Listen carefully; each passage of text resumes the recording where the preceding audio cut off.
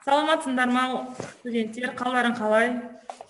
Бүгінгі сабақтың тақырыбы тағамдық улану. Тағамдық улану дегеніміз, жалпы тағамдық улануды сендер қалай түсінесіңдер? Тағамнан улану. Бар жаққа барып наяққа. Тағамнан улану деген ашып кеткен тамақ жеу сол емес пе? Ол Тағам деген дұрыс піспеген немесе тұрып қалған кездерде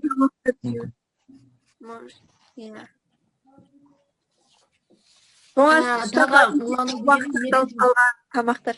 яғни тағамдық улану, ашып кеткен затты жегеннен уланамыз деп жатсыңдар, ашу процесі неден жүреді? Ол ашу процесі жалпы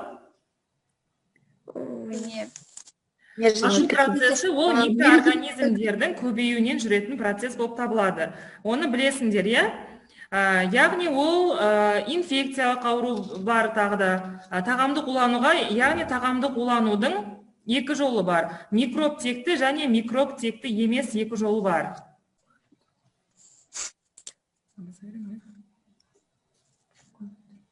Барлықтарыңа көрініп тұр ма, балалар? Көрініп тұр. Яғни біз бүгін тамақтану физиологиясы, санитария және гигиена негіздері деген сабақтан Zoom арқылы сабақ өтіп отырмыз. Яғни бағанағы айтқандай тағамдық улану туралы жалпы түсінік бүгінгі тақырып. Яғни біздің бүгінгі мақсатымыз, яғни тағам арқылы улану және улану себептерін анықтау, тағамдық уланудың түрлерін ажырату, қандай тағамдық улану болады екен, және уланып қалған адамға алғаш рет қалай көмек көрсетуге болады үй жағдайында. Яғни күтілетін нәтижеміз тағам арқылы улану себептерін анықтай аласыңдар, тағам арқылы улану және улану себептерін ажырату білесіңдер, одан кейін уланып қалған адамға алғашқы көмек көрсете аласыңдар. Яғни күтілетін нәтижесі ол. Яғни бағалау критерийіміз тағамдық инфекциялармен улану және оларды алдын алу жолдарын үйрену. Яғни бағалау критериясы қазіргі біздің заманымызға, уақытымызға сай балдық жүйеде жүреді. Яғни 100% деп есептейміз. Көрініп тұр ғой, бағалау критерий сендерге? 4, 5, 3, 2 қалай бағалар? Сендерге балалар? Келесі, тағамдық улану дегеніміз, яғни ағылшын тілінде food spoil деді. Тағамдық улану дегеніміз жалпы ол адамнан адамға жұқпайды, яғни ол тек микроорганизмдер арқылы жүретін процесс болып табылады. Тағамдық уланудың екі түрі болады. Ол микробты және микробты емес.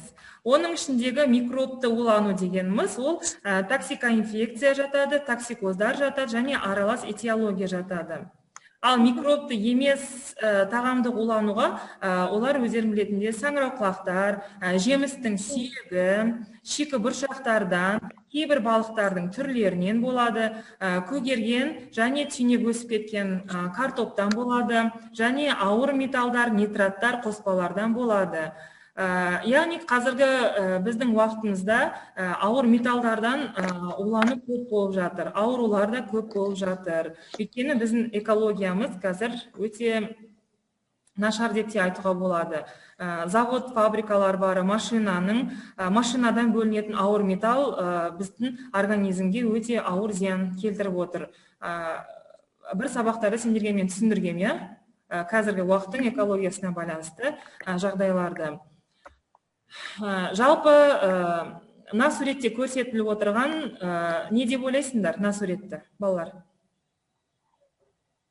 тұрып қалған консерва. Дұрыс. Тағы қандай варианттар бар? Құртылып кетеді ғой. Сол кезде ана бұлан ішінде нет кетеді. Воздух потолке толып кетеді. Дұрыс жарайсың. Яғни бұл консерва ісініп тұр, көтеріліп тұр. Бұны бомбаж деп айтады. Сақтап, өздеріңе жазып қоясыңдар ма, сақтап қоясыңдар ма? Бомбар? Бомбаж деп айтады, Аха. Дүкенде, базарда жүргенде осындай консерва немесе үйде тұрып қалса, консервілер осылай тұратын болса, ісініп, онда алмайсыңдар. Өйткені оның ішінде микроорганизм көбейген, сол себепті ол көтеріліп ісіп кеткен. Түсінікті ма, балалар, қыздар? Иә. Молодцы. Келесі, егер сендер тағамнан улансаңдар, сендердің ең бірінші белгілерің жүректерің айни бастайды, иә? Араларында уланғандар бар ма, жоқ па? Мен бар, недавно ғана балықтан. Балықтан? Иә. Балығында, значит, болған ғой, микроорганизмдер көбейіп кеткен, дұрыс тасымалданбаған, значит, балықтарың, иә? Яғни тағамның уланудың белгілері жүректерің айниды, құсасыңдар, температура көтеріледі, іш өтеді, бас айналады, иә? Жалпы санитарлы гигиена талаптарына сәйкес, яғни төмендегі амалдар істелу керек. Сырқат адамның кәсіпорнында жұмыс жасауы, сапасыз шикізат, санитарлы гигиеналық талаптар мен технология үрдістерінің дұрыс сақталмауы, азық-түлік өнімдері мен дайын тағамдарды стандарт талаптарына сай орындалмауы, аспаздың жеке бас гигиенасы. Сіздер аспаз мамандығына оққаннан кейін жеке бас гигиенаға жалпы өте маңызды роль атқару керек негізі. Өте қадағалап, соны ұстану керек жеке бас гигиенаға. Одан кейін аспаздың кейде болады, экзема болады, немесе қолы жарақаттанады, іріңденеді, бір жара шығады, иә? Сондай уақыттарда міндетті түрде қолғаппен жұмыс істеу керек. Резиновый бар ғой, резиновый қолғаппен жұмыс істеу керек. Өйткені ол тамақты ұстайды, көкөніс турайды, ет турайды, иә? Сондай кездерде сөйтіп беріледі жаңағы тағамдарға. И сөйтіп басқа адам одан улануы мүмкін. Яғни тамақтан уланудың алдын алу шарттары, яғни аспаз, кондитер жаңа айтқандай ірің жаралар болмау керек, одан кейін тыныс жолында аурулар болмау керек. Болатын жағдайда, егер де тонзиллит, фарингит, ангина, да, допустим, сондай аурумен ауыратын болса, аспаз немесе кондитер маскамен жұмыс істеу керек. Яғни жылулық өңдеуді сақтау керек. Жылулық өңдеу дегеніміз ол қуыру, бұқтыру, пісіру, яғни газ плитасы қасында тұрған жағдайларды айтады, яғни жылулық өңдеу. Одан кейін сақтау температурасы дұрыс болу керек, тағамдардың немесе шикізаттың. Келесі сүт қышқылды өнімдерді өздерінің белгілі температурасында белгілі өздерінің уақыты болады сақтайтын. Келесі дайын, допустим, крем жасайсың, білесіңдер, кондитер крем жасайды. Бұл кремді көп ұзақ сақтамау керек. Келесі, жылулық өңдеу кезінде санитарлы эпидемиологиялық талаптарға сай жүргізілуі керек. Яғни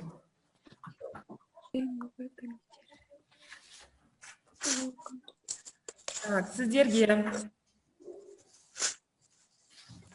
жалпы айттым, микробты және микробты емес екі түрі бар тағамдық уланудың. Алдындағы өткенде стафилококк кім айтып береді? Стафилококк дегеніміз қандай микроорганизмге жатады?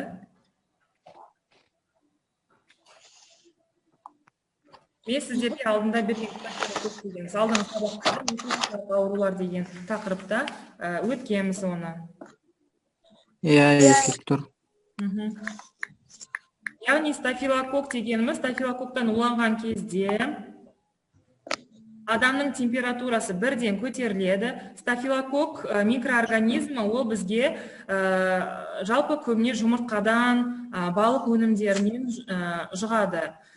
Жұмыртқаның сыртын біз міндетті түрде қолданар алдында, әсіресе шикі түрінде қолданған кезде біз міндетті түрде сыртын жуу керекпіз. Түсінікті ғой, балалар? Иә. Түсінікті.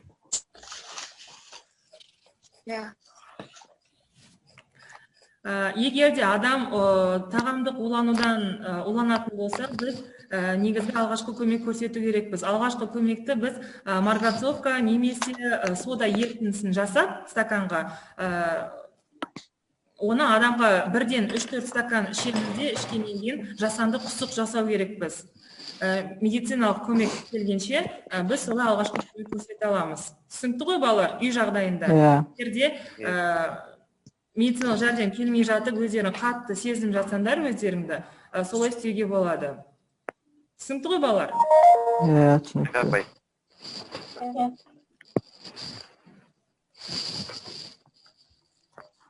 Жалпы сендерге үй тапсырмасы жазып алыңдар, үй тапсырмасын. Яғни activity 1 тағамды қолдану дегеніміз не? Activity 2 тағам өнімдеріне болатын аурудың қоздырғышы қандай? Қандай қоздырғыштар бар екен? Тағам өнімдерінен. Екі қандай? Tekrar жіберші апай. Тағам өнімдеріне болатын аурулардың қоздырғышы.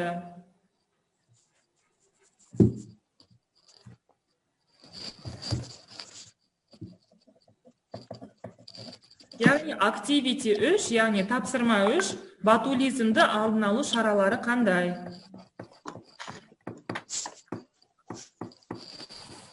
Ботулизмді алдын алу шаралары қандай?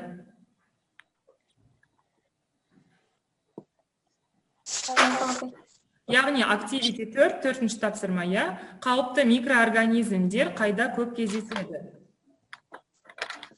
Қауіпті микроорганизмдер қайда көп кездеседі? Балалар, міне сендерге мен бердім бағалау критерийлерін. Осы критерийге қарап, сұрақтарға жауап бересіңдер. Мына жақта түсінікті ғой, 3 алғың келсе, қай сұрақтарға жауап беру керексің? 4 алғың келсе, қандай сұрақтарға жауап беру керексің? 5 алғың келсе, қандай сұрақтарға жауап беру керек? Осы бағалау критерийіне байланысты сендер сұрақтарға жауап беру керексің. Балалар, сұрақтарын жазып алдыңдар ма өздеріне? Иә. Үлгердіңдер ма? Иә. Сөйтіп, сабақты қорытылай келгенде кондитер және аспаз тағамды қолданудың болдырмауына қандай жағдайлар жасау керек? Сендерге сұрақ. Тағамдарды қадағалау керек. Қайтып қадағалаймыз. Так.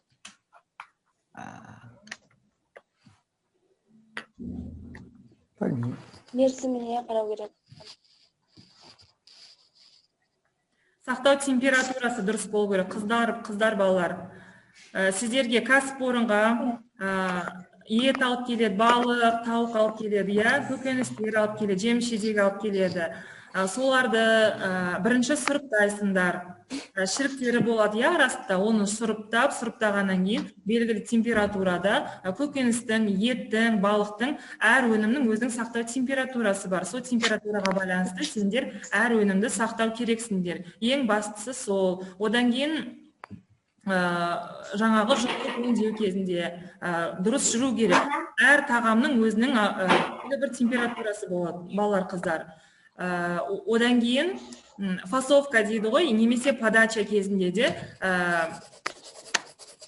барлығы таза санитарлық нормадан аспау керек. Барлығы сол нормаға сай болу керек, балалар. Түсінікті емес пе? Түсінікті. Яғни рефлексиянтта жазасыңдар, оны кейін тексеремін. Осы бойынша 3 рефлексия, білемін, білдім және білгім келеді. Мен осы сабаққа дейін не білдім, және осы сабақта не білдім, және осы сабақтан кейін мен не білгім келеді. Осыны келесі сабаққа маған дайындап қоясыңдар, балалар. Жарай ма? Жарайды. Апай. Сабаққа қатысқандарың үшін рахмет. Назарларыңа да рахмет. Сау болыңыздар. Сау болыңыз. Сау болыңыз.